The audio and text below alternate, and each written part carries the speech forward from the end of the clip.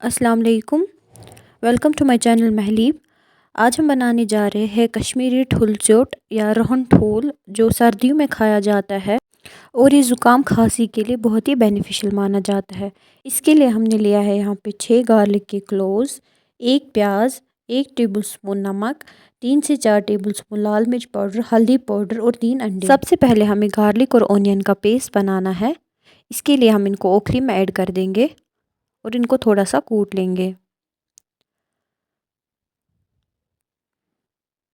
इसके बाद हम इसमें लाल मिर्च पाउडर, हल्दी पाउडर और नमक ऐड कर देंगे और इसी के साथ इसका एक अच्छा सा पेस्ट बना लेंगे।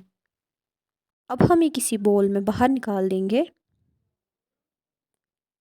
इसके बाद हम इसमें 3 अंडे डाल देंगे। अब हम कर लेंगे इसको अच्छे से मिक्स, जब तक कि जो ओनियन गार्लिक का पेस्ट है वो अंडे में पूरा मिल ना जाए। अंडे का मिक्सचर रेडी हो गया है।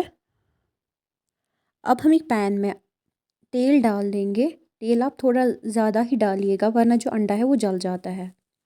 जब ऑयल में से धुआं निकल जाएगा हम इसमें एग ऐड कर देंगे। अब हमें इसको मीडियम टू लो फ्लेम पे कुक कर देना है।